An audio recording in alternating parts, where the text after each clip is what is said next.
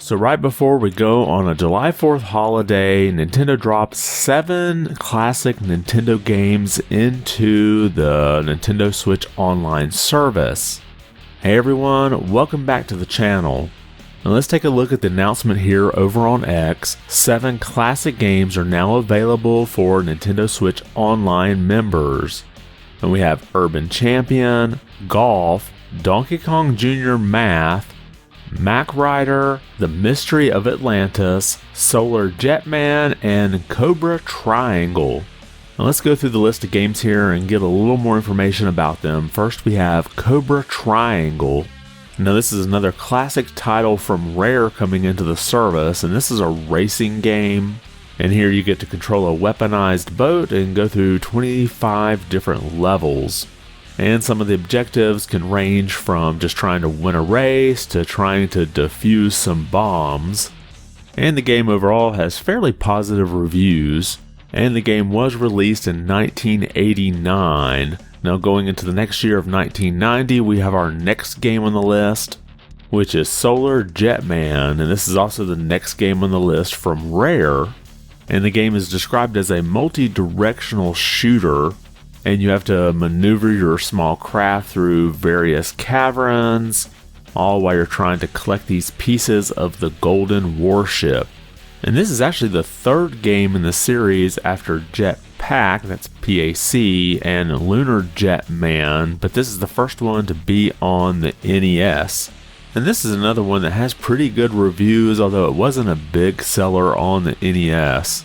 And the next we have an interesting one, The Mystery of Atlantis, or I guess in Japanese, Atlantis no Nazo, because this is one that was never released outside of Japan, but it did come out on the Famicom back in 1986.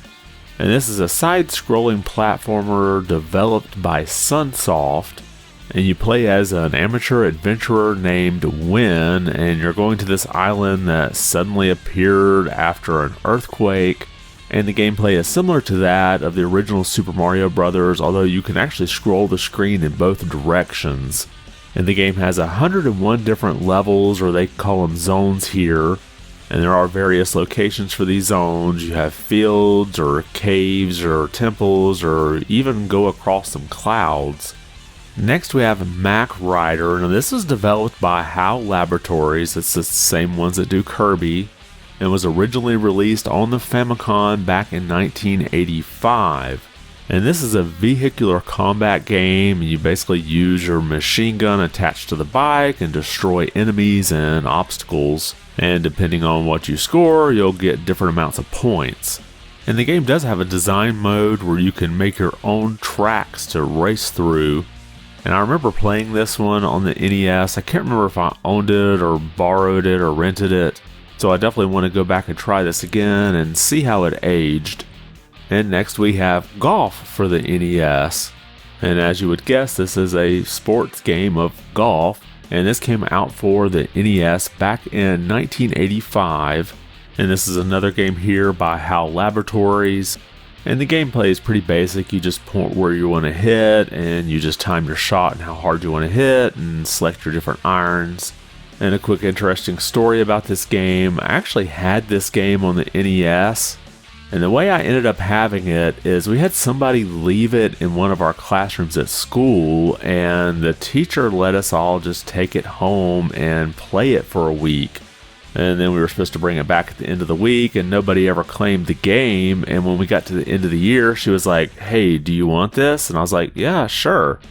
So I don't think otherwise I would have just bought Golf to play, but hey, I got it for free. And the next game here is an interesting one, Donkey Kong Jr. Math.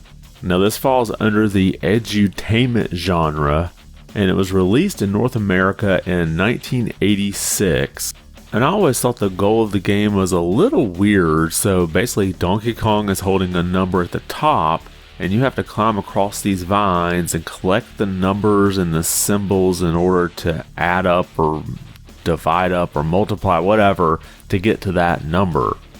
And I'm not alone in, I guess you would say, my lack of love for this game. Most of the reviews are pretty negative for it. Although most people gave Nintendo credit for trying to do something educational. But since it wasn't a great seller, the cartridge alone is like worth over $100, at least on eBay prices. And then finally we have Urban Champion. Now this is a very early 2D fighter game that was made by Nintendo in 1984. And we saw a North America release in 1986. And you basically have a fast weak punch and then a slower strong punch. And you basically try to beat your opponent until they have no stamina left, or you knock them back into a manhole. And the game had some more negative reviews. I remember playing it once and not really liking it that much, but I'll give it a try again and see how it's aged. Now there was also an arcade version that you can pick up for the Switch for $8 under the Arcade Archive series. Now I'm not sure what the difference between the NES and arcade versions are. Obviously the arcade looks like it has a little better color on it. But if you happen to know, drop a comment below and let me know. And looking back through the list of games, the Mystery of Atlantis looks like one I want to try out since it was never released outside of Japan. And it looks like a game that I can make great use of the rewind feature, so I don't have to just grind away and get really good. I can just kind of experience the levels and cheat a little bit. But let me know your thoughts. Which of these 7 games are you looking forward to trying out? And if there's any that you've played already, let us know in the comments below. And if you liked the video, be sure to give it a thumbs up. And if you haven't subscribed yet, consider doing so. It really does help the channel out quite a bit. I want to thank you for watching and be good.